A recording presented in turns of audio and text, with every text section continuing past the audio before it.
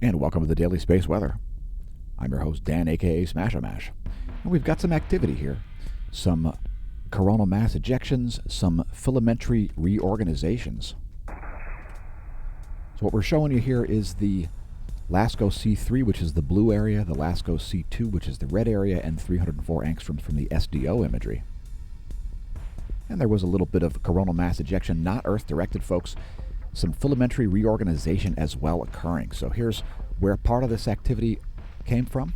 We have some plasma tornadic activity happening there, a lot of that ejected remaining in the corona. Some of it splashing down toward the chromosphere, and some of it entering the larger solar system. So just some great imagery there in 304 angstroms ionized helium from the Solar Dynamics Observatory. And we'll show you a zoomed out view as well in this same wavelength. Or right about now. So there's a zoomed out view. That's the last 24 hours. And 304 angstroms is great at showing filaments. Also, you can see those bright active regions there, mainly in the southern hemisphere. Sunspot 2948 is the sunspot to watch at the moment. We've got some additional imagery for you here. Today we've put up the colorized magnetogram in 171 angstroms. What's great about 171 angstroms, folks, is it shows you activity after it's left the Earth-facing portion of the solar disk, because you can see all that plasma looping around there. That's hot iron gas. And we've generally seen a reduction here in solar activity here. The radial flux has come all the way down to 93. So the 10.7 centimeter radial flux shown here on the black line, that puts it in context for you. There's the 1 year chart of the radial flux. You can see it's actually crossed the sunspot number here, so you can expect to see the radial flux come back up quite soon. And we do see some geomagnetic unrest and geomagnetic storm here on the Space Weather Enthusiast dashboard. So expecting late tomorrow, Sunday night, February 20th, into Monday morning, February 21st, Universal Time, expecting some geomagnetic unrest and geomagnetic storm conditions from a coronal hole high-speed stream. And we'll be keeping you posted on that. Make sure you follow us on Twitter, by the way, twitter.com/Smash-O-Mash. Let's take a look at the latest 90 days. We are experiencing an earthquake lull here, a drought in 7+ magnitude earthquakes. That's a great bar graph there from volcanodiscovery.com. And really, we haven't seen any large quakes here over the past 24. Quite a few north of Australia here in Oceania. Otherwise, the largest quake of the past 24, just a 5.1, which was this 5.1 at Papua New Guinea. Some quakes in the Caribbean, some in the western U.S. One in sort of north-central Alaska there. One on the Alaskan on the Antarctican McMurdo Peninsula. Also a 5.3 near Japan, a bit to the south of the Isle of Kyushu. Continuing on, 2 Czech volcanoes. Subnosejima is erupting, producing a flight level 060. That's a 6,000-foot ash plume over the Ryukyu Islands. Semaru also exploding, flight level 140.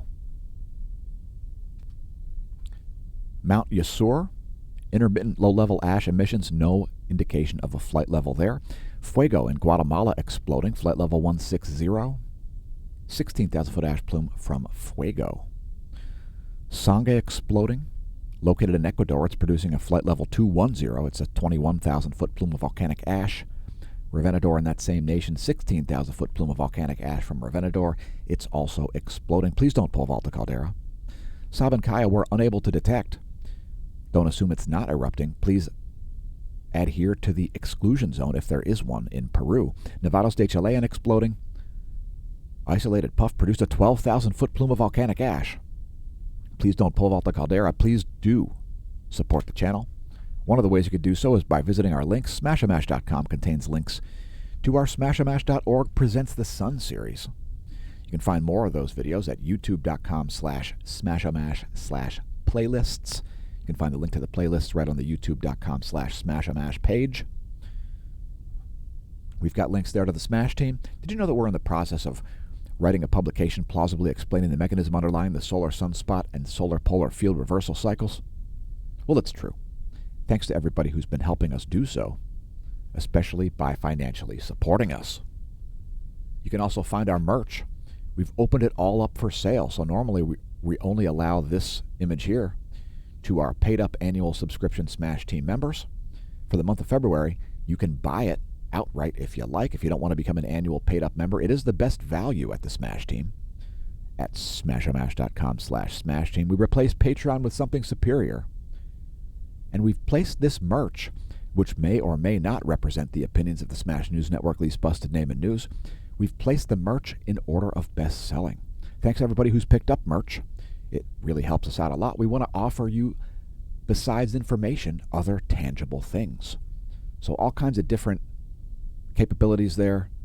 Shower curtains, duvet covers, t-shirts, and so on.